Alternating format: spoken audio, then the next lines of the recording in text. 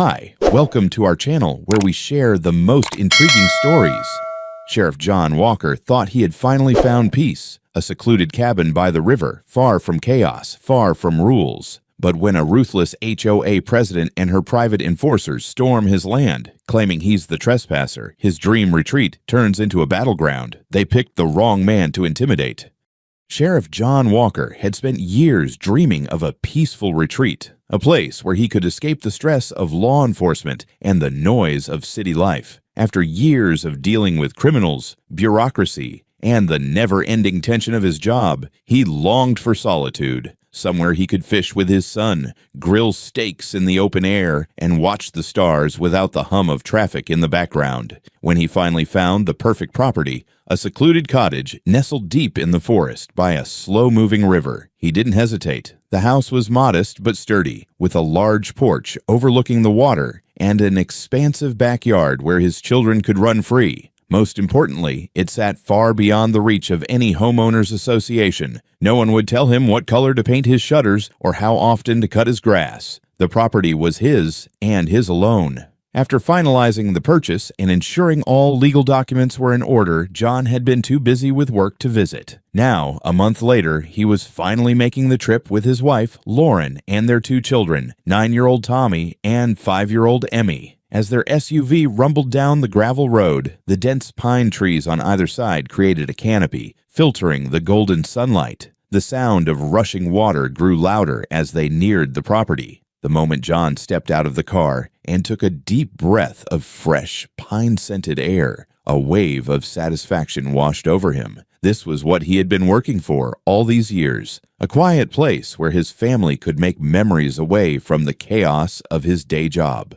The first few hours felt like a dream. Tommy eagerly ran toward the riverbank, skipping rocks across the glassy surface, while Emmy chased butterflies in the tall grass. Lauren unpacked sandwiches and cold lemonade, setting up a picnic under the shade of an old oak tree. John fired up the grill, savoring the feeling of flipping burgers without his police radio crackling in the background. The weight of his badge, his duty, and the countless problems of the world seemed to vanish for a moment. Here he was just a husband and a father, enjoying a rare moment of peace. As dusk settled, they sat on the porch, watching the sun dip below the treetops. The fireflies had just begun their slow dance when John noticed headlights cutting through the trees. His stomach tightened. No one was supposed to be out here. The only way to reach the property was through a long private road, clearly marked with a no trespassing sign. A black SUV with tinted windows pulled up, its engine idling for a moment before the doors swung open. A group of people emerged.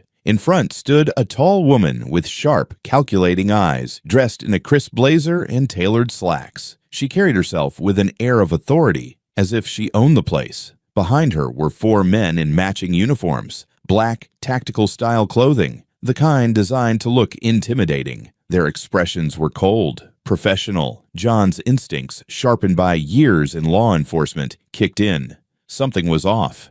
This wasn't a friendly visit. This was an ambush. John stepped off the porch, his body instinctively shifting into a defensive stance as the group approached. The woman in the blazer stopped a few feet away, her expression a mixture of irritation and forced authority. Her sharp heels crunched against the gravel, and she folded her arms, surveying John with the confidence of someone who believed they had the upper hand. The men behind her remained silent, standing in formation like a private security detail. "You have exactly 5 seconds to explain what you're doing here." The woman snapped, her voice cold and clipped. "This property belongs to the Blackwood Estates Homeowners Association, and I don't recall granting anyone permission to squat on it." John's brow furrowed. HOA? That was impossible. He had deliberately purchased this property because it was not under the jurisdiction of any homeowners association. He had checked and double-checked the paperwork. Still, he kept his voice measured, his hands resting at his sides in a way that projected both calmness and control. "You're mistaken," John said evenly. "I bought this house last month. I have the deed, the title, everything. If you're confused, I can show you the paperwork." The woman scoffed, rolling her eyes. "Oh, please. I know the owner personally, and he has not sold this property. Whatever fraudulent documents you have won't hold up in court." She took a step forward, her tone sharpening. "You're trespassing, And that's a crime. I strongly suggest you leave before we have to escalate this." John's jaw tightened. The arrogance in her voice set off alarms in his head. This wasn't just a misunderstanding. This woman was trying to intimidate him. "Let me see some identification," he demanded. She let out a dry laugh. "I don't need to show you anything. I am Linda Grayson, president of the Blackwood Estates HOA. That's all the authority I need." She motioned to the men behind her. "And these are our enforcement officers. They handle matters like this when homeowners refuse to comply."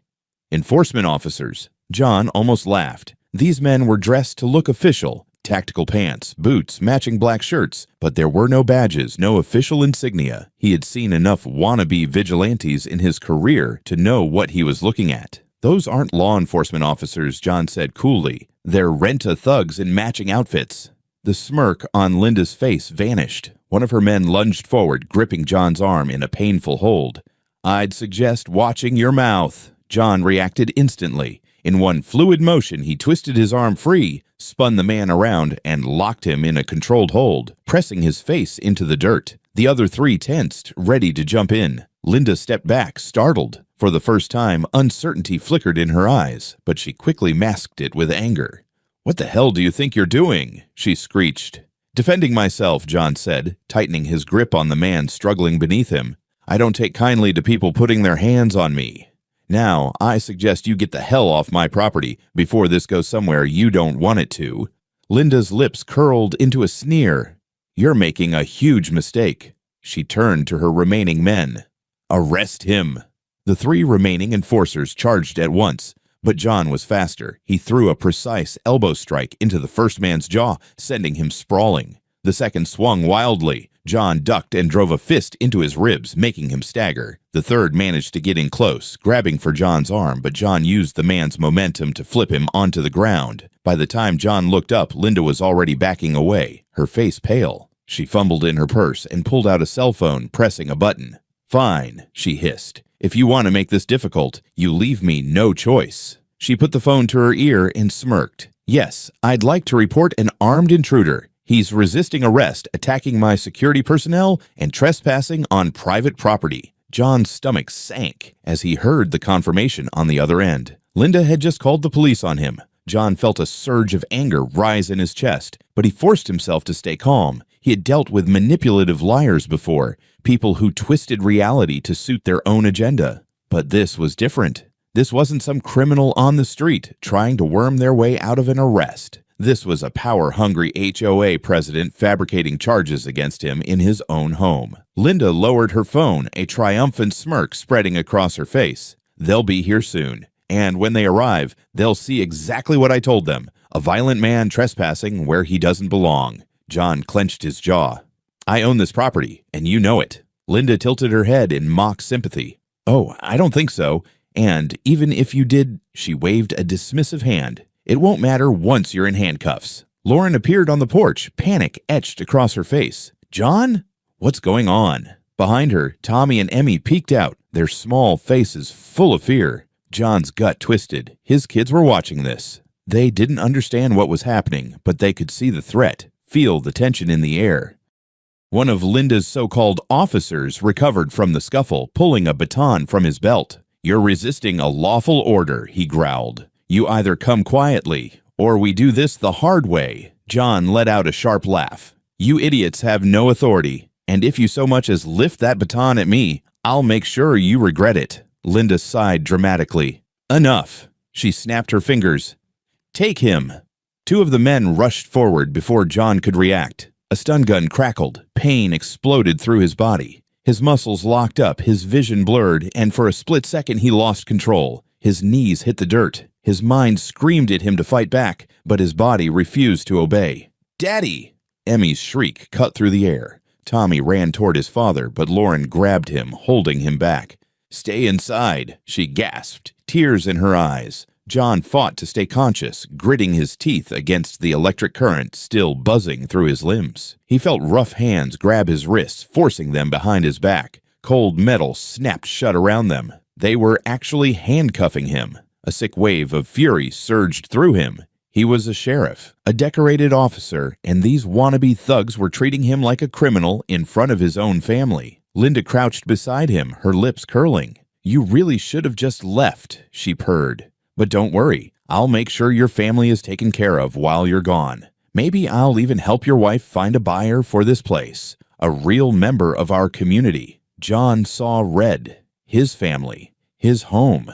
This woman had no limits. Lauren was sobbing now, clutching Emmy to her chest as the little girl screamed for her father. John took a slow, measured breath, forcing himself to push down the blinding rage. His body was still sluggish from the stun gun, but his mind was sharp. He wouldn't give Linda the satisfaction of seeing him break. The distant sound of sirens cut through the night. John exhaled, finally. The real police were on their way. Linda, however, just smiled. Showtime. The wail of sirens grew louder, their flashing lights cutting through the darkened treetops as the patrol cars barreled down the gravel driveway. The moment they skidded to a stop, uniformed officers spilled out, hands hovering over their holsters, scanning the scene with sharp, trained eyes. John forced himself to stay still, kneeling in the dirt with his hands cuffed behind his back. He could feel blood trickling from a scrape on his cheek where one of Linda's thugs had slammed him to the ground. His muscles still ached from the stun gun, but his mind was clear now.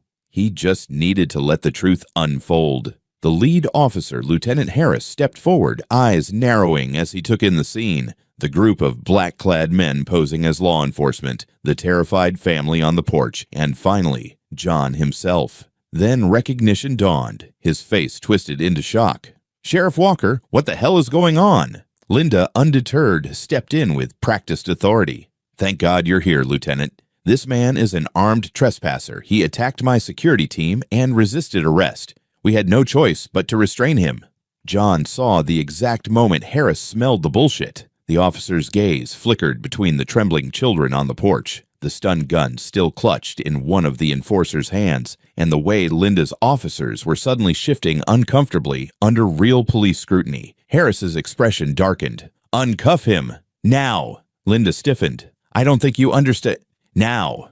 The weight of authority in Harris's voice was undeniable. One of the HOA enforcers hesitated, but ultimately obeyed, fumbling with the cuffs and pulling them free. John exhaled sharply, rolling his shoulders as the blood rushed back into his wrists. The tension in the air shifted instantly. Linda, for the first time, looked uncertain. "Lieutenant, I don't understand. This man is—" "He's the sheriff," Harris cut in, his voice like steel. "And you? You and your officers just assaulted him."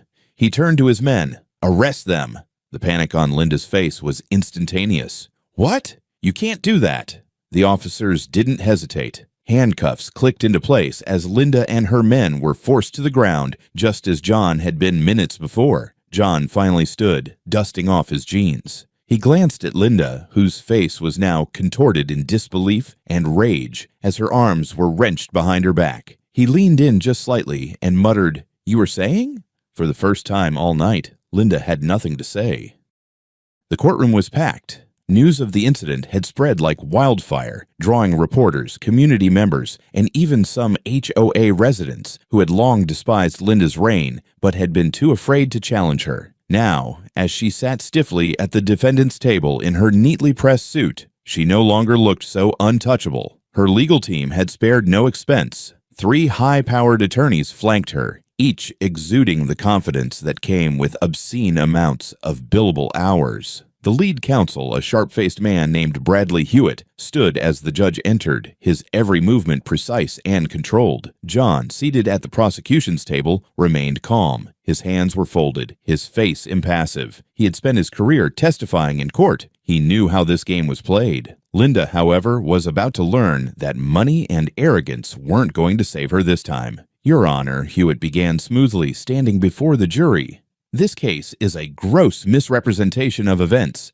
My client, Mrs. Grayson, was merely attempting to protect the integrity of her community when she encountered an unknown hostile intruder." He gestured toward John without looking at him. "She called for assistance, and in the resulting confusion, an unfortunate misunderstanding occurred. That's all this is. A misunderstanding being blown out of proportion by overzealous prosecution." John felt his jaw tighten. The audacity of this man. Hewitt continued, his voice dripping with sincerity. "Furthermore, my client was operating under the assumption that the property in question was still under HOA jurisdiction. She was misled by outdated records, which is a clerical error, not a crime. A murmur rippled through the courtroom. The clerical error defense was flimsy at best. John watched the jury. Some of them frowned, unimpressed. The prosecution rose next. District Attorney Claire Hendricks was known for her brutal efficiency in dismantling weak defenses. She wasted no time. "Let's talk about that misunderstanding," she said coolly, pacing the courtroom. "Mrs. Grayson called 911 and lied about the sheriff of this county being an armed trespasser. She then ordered her men, unlicensed, unregistered security personnel, to use force against him, which resulted in him being unlawfully detained, restrained, and assaulted. That is not a misunderstanding. That is criminal intent." Linda shifted in her seat, but her expression remained tight. Hendricks turned to the jury, then signaled to the screen behind her. "And if there's any doubt about intent, let's hear the 911 call." A recording crackled to life. "Yes, I'd like to report an armed intruder. He's resisting arrest, attacking my security personnel, and trespassing on private property." Then her next words, clear as day. "Arrest him." Hendricks let the silence stretch before speaking. No hesitation, no confusion. Just a direct order to illegally detain a man who had every legal right to be there. Linda's lawyers scrambled. Hewitt stood, buttoning his suit jacket as he spoke.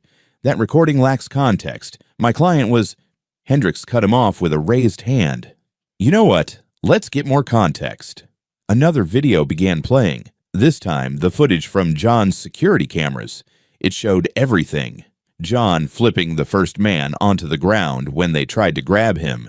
The stun gun crackling against his body, his children screaming as he hit the dirt, convulsing in pain. The jury visibly tensed at the sight of the children crying. Then, the final blow, Linda standing over John, smirking as she taunted him about taking his home. When the video ended, silence hung in the air like a heavy fog. One of Linda's attorneys, a younger woman, visibly swallowed before speaking. "My client was misled about the nature of the situation. She was under duress and—" Hendricks slammed a thick folder of documents onto the table. "Oh, please. Misled. These are emails between Mrs. Grayson and her board members from weeks before the incident." She tapped a highlighted section. "Right here," she states, and I quote, "If he shows up, we will handle it. No paperwork will hold up against us." A stunned silence filled the courtroom. Linda's expression finally cracked. Her shoulders tensed, her fingers clutching the edge of the table. Hendricks turned to the judge. "Your Honor, the prosecution rests." The defense tried one last desperate move. Mrs. Grayson was acting in the best interests of her community, Hewitt insisted. "She has been a respected leader in Blackwood Estates for over a decade. Surely her long-standing dedication should be considered in sentencing." John, who had remained quiet, finally stood. He walked to the witness stand, his voice steady but ice-cold. "Respected leaders don't use violence to steal homes," he said. "They don't terrorize families. They don't lie to police to have a man tased and handcuffed in front of his kids." His gaze locked onto Linda's. "She's not a leader. She's a bully who got caught." The jury barely needed to deliberate. Guilty. On all counts. The judge delivered the sentence swiftly. 5 years for unlawful imprisonment, 2 years for aggravated assault, 1 year for filing a false police report, a total of 8 years behind bars. When Linda was led away in handcuffs, she didn't look at anyone. The woman who once thought she ruled her community was now just another convict. John had thought it was over, with Linda locked away for the next 8 years, and the HOA in shambles after multiple lawsuits from homeowners fed up with her tyranny. He had finally started to relax. He spent more time with Lauren and the kids, fixing up the property, making improvements. He even built a dock by the river and bought a small fishing boat, just like he had always planned. For the first time in years, life felt peaceful. That peace shattered with one phone call. John had just finished his shift when his phone buzzed. He barely glanced at the number before answering. "Walker, Sheriff," came the voice on the other end. "It was one of the deputies from the station, Hank, a longtime friend." His tone was tight, urgent. "John, it's your property, your house. It's gone." John's breath hitched. "What the hell do you mean? Gone?" "It burned down," Hank said, voice thick with regret. "Total loss." The fire department responded, but by the time they got there, it was too late. There's nothing left. For a moment, John could only stare at the wall of his office, his mind struggling to process the words. His home, the place where his kids played, where Lauren cooked breakfast every morning, where they had spent the past few months rebuilding their future, gone. He grabbed his keys, his heartbeat pounding in his ears. By the time John reached the property, the fire had been extinguished. All that remained of his house was a smoking skeleton of charred wood and ash. The smell of burnt timber filled the air, acrid and suffocating. Lauren stood nearby, clutching Emmy close while Tommy stared blankly at the ruins. His small fists were clenched at his sides, his face pale with shock. John walked toward them, his movements slow, heavy. Lauren's eyes were red-rimmed as she turned to him. "It was deliberate," she whispered. The fire chief said, "It was arson." John's hands curled into fists. Of course it was. His mind raced, already analyzing. The security cameras, he had installed multiple after the incident with Linda. If someone had been on his property, he would have them on tape. Back at the sheriff's office, John and his deputies huddled around a screen as the security footage loaded. The first few hours were quiet, the usual wildlife appearing on camera, deer, raccoons, a stray fox. Then at 3:17 a.m., movement. 3 figures emerged from the tree line, dressed in dark clothing, faces covered. They moved with purpose, heading straight for the house. 2 carried gasoline canisters. John's grip on the desk tightened. 1 figure stayed back, acting as a lookout. The others began dousing the walls and porch with gasoline. Then came the moment that made John's blood freeze. One of the men, tall, broad-shouldered, with short, light-colored hair, turned slightly toward the camera. John knew him. He had seen that man before, one of Linda's so-called security officers. The bastard had been there that night, helping to restrain him, following Linda's orders like a loyal dog. He wasn't the one who lit the fire, but he stood there, watching. John slammed his fist onto the desk. "Get me everything on that son of a bitch," he ordered. The deputies scrambled into action. Within the hour, they had an ID, Kevin Rhodes, a former security contractor, multiple minor offenses for trespassing, intimidation, even a bar fight that got him fired from a private firm. John leaned back in his chair, exhaling slowly. This wasn't just some random attack. This was payback. And there was only one person with a reason to orchestrate something like this: Linda. Even from behind bars, she was still trying to destroy him. Tracking down Rhodes wasn't difficult. His arrogance worked against him. He was still in town, cocky enough to think that if he hadn't physically started the fire, he wouldn't be in trouble. John walked into the interrogation room, the door clicking shut behind him. Rhodes sat at the table, slouched back, arms crossed. "Sheriff," he said lazily, smirking. "Hell of a night you had." John's stomach burned with rage, but his face remained unreadable. "You were there," John said calmly. "You didn't start the fire, but you were there, which means you know who did." Rhodes chuckled, shaking his head. "I don't know what you're talking about." John slid a folder onto the table, opened it. Inside, high-resolution images from the security footage, clear as day. Rhodes' smirk vanished. "I bet your 2 buddies will flip on you real quick," John said smoothly, leaning in. "But if you tell me who ordered this, I can make things easier for you. Maybe cut down your sentence. Maybe even get you a deal." Rhodes hesitated. John saw it. The fear. The realization that he was screwed. Finally, Rhodes exhaled, running a hand through his hair. "It was her," he muttered. "Linda." John's chest tightened, but he already knew. "She sent word from inside," Rhodes continued, voice lower now. "Told us you needed to learn a lesson. Said your house shouldn't even exist. Told us to make sure you'd have nothing left." John leaned back. He had his confession. Now it was time to finish this. The next day, John personally led a team of officers into the state prison. Linda was seated in the visitors area, looking just as smug as ever. That smugness evaporated the second she saw John's uniformed officers behind him. "Linda Grayson," John said, his voice cold and sharp. "You are under arrest for conspiracy to commit arson, attempted destruction of property, and ordering a violent crime from behind bars." Linda's face drained of color. "What? That's ridiculous. I've been in prison this whole time." John tossed a set of documents onto the table. Signed statements, video evidence, everything. "Not ridiculous," he said. "Proof." The guard stepped forward, snapping a new pair of handcuffs onto her wrists. "You can't do this," she shrieked. "I was set up. This is a mistake." John watched as she was dragged away, her screams echoing down the hallway. Her original 8-year sentence? Now It would be 20. Linda had finally lost everything.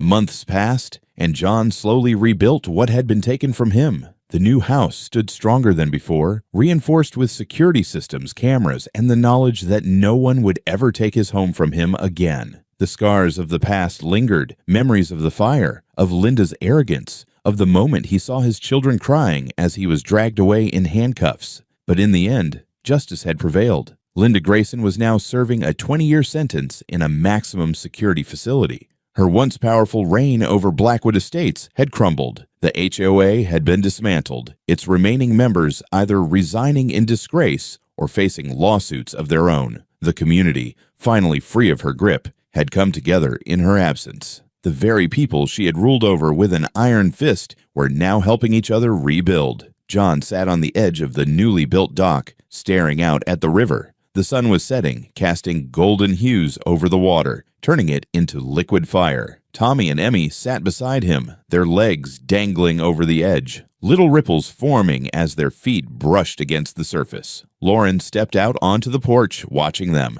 There was peace in her eyes, something that had been missing for months. Tommy turned to his father, squinting against the sunset. "Dad, do you think she's mad? That she lost?" John smirked, exhaling slowly. "Oh, she's furious." He ruffled Tommy's hair. "But it doesn't matter anymore." He looked back at the river, the same river that had first drawn him to this place. It was still here, still flowing. No fire, no corrupt HOA, no amount of greed or malice had been able to take it away. This was home, and it always would be.